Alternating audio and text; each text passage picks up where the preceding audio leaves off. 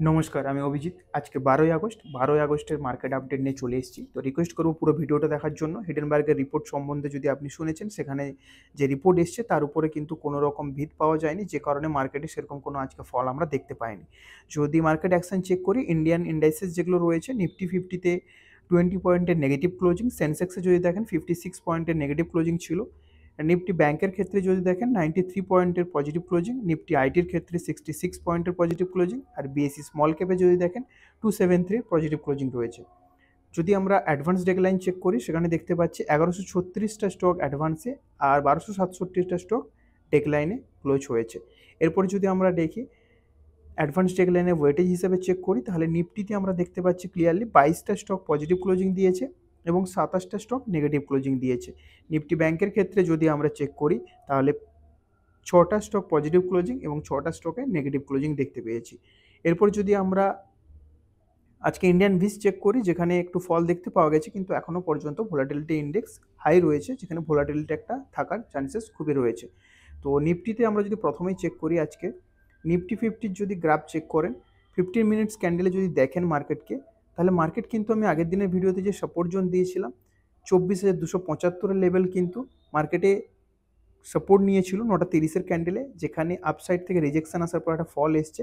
Down সাইডে যদি দেখেন, আগের দিনের ভিডিও দেখবেন, সেখানে আমি যে বক্স দিয়েছিলাম সেম সেই বক্সটাকে শুধু এক্সটেন্ড করেছি। এই বক্সটাতেই মার্কেট কিন্তু আজকে সাপোর্ট নিয়েছে, যেটা আপনার জোনটা রয়েছে কিন্তু 24,200 জোন। তার মানে এখন যদি আপনাকে ডাউন সাইডে কোনো প্ল্যান করতে হয়, তাহলে যেটা ভাইটাল জোন থাকবে, প্রথমে 24,111। সেকেন্ড যদি আপনি ডাউন সাইডে দেখেন, তাহলে এইখানে মানে 24,000-এর যে জোন রয়েছে 24,200, যেখান থেকে মার্কেট আজকে রিভার্স হয়েছে 24,200 বা 215 লেভেল, এটা একটা ভাইটাল লেভেল।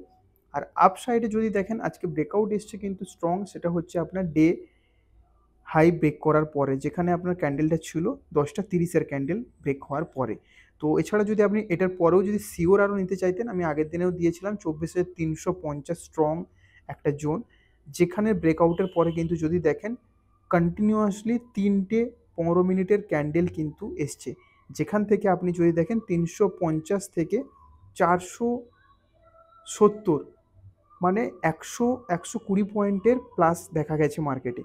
তারপরে আবার মার্কেটে কিছু সেলিং দেখতে পাওয়া গেছে। তো নেক্সট ডে যদি আমরা আপসাইডে দেখি, তো 24,400, 24,350 এটা ভাইটাল জোন, এখানে একটা রেজিস্ট্যান্স স্ট্রং হতে দেখা গেছে। যদি আপনি অপশান বেসিসেও চেক করেন, 24,400-তে দেখতে পাচ্ছেন একটা স্ট্রং মানে রাইট হয়েছে এখানে কল সাইডে। আর পুট সাইডে যদি দেখেন 24,300-তে কিন্তু পুট রাইটিং হেভি রয়েছে। তো আপসাইডে যদি প্ল্যানিং করেন, আপসাইডে যে বক্স বানানো রয়েছে, আজকের যে হাই 24,470 বা 450-এর লেভেল, অবশ্যই এটা ব্রেক করা দরকার। 15 মিনিটের যদি প্রপার ক্লোজিং আসে, তাহলে আপসাইডে 500 বা 550-এর যে একটা লেভেল রয়েছে, এটা হয়তো দেখতে পেতে পারি। আর নিফটি ব্যাংকের ক্ষেত্রে যদি দেখেন,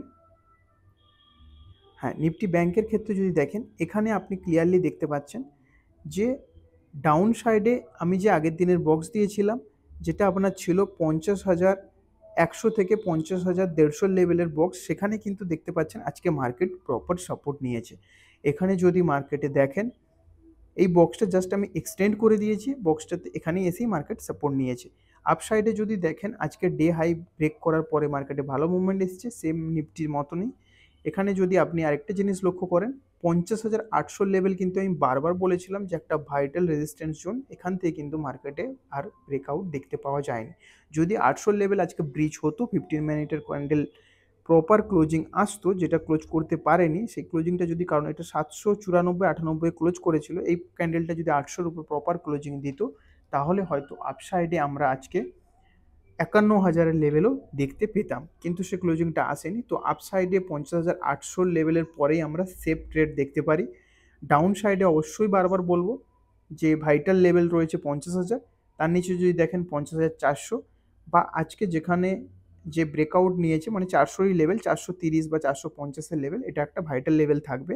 এছাড়া আপনার হচ্ছে ডাউন সাইডে যদি দেখেন, এখানে আপনার এই যে জোনটা রয়েছে, যেখানে আজকে মার্কেট ক্লোজিং দিয়েছে, মানে আপনার 578 বা আপনার 570 থেকে 550, এই যে 20 পয়েন্টের পজিশন রয়েছে, এখানে কিন্তু মার্কেট যদি এর নিচে ক্লোজিং দেয়, তাহলে একটা আপনি ডাউন সাইডে প্ল্যানিং করতে পারেন। তো এই হচ্ছে আজকে মার্কেট ভিউ রয়েছে। তো আপনাদেরকে অবশ্যই বলবো ভিডিওটি ভালো লাগলে শেয়ার করুন, আর যারা শিখতে চায় তাদেরকে অবশ্যই শেয়ার করে জানান যে এখানে টেকনিক্যাল ভিউটা ক্লিয়ারলি জানানো হয়, যেখানে আপনি শিখতে পারবেন মার্কেটের পয়েন্টগুলো, বা চার্ট ভিউটা কিভাবে দেখা হয়, সাপোর্ট রেজিস্ট্যান্স কীভাবে ড্র করা হয় সেটা জানতে পারবেন। এছাড়া যদি আপনি স্টক মার্কেট শিখতে চান তো অবশ্যই বলবো আমাজনে গিয়ে এই বইটি সার্চ করুন। বুকটি পড়লে আপনি স্টক মার্কেটে যদি জিরো নলেজ হয়ে থাকে সেটাও আপনি ক্লিয়ার করতে পারবেন একেবারে A to Z। এখানে অপশনালও কিছু নলেজ দেওয়া রয়েছে, বেসিক কিছু দেওয়া রয়েছে। তো এই বুকটি অবশ্যই রিড করার জন্য বলবো, বুকের লিঙ্ক আপনি ডেসক্রিপশানে পেয়ে যাবেন। Thank you.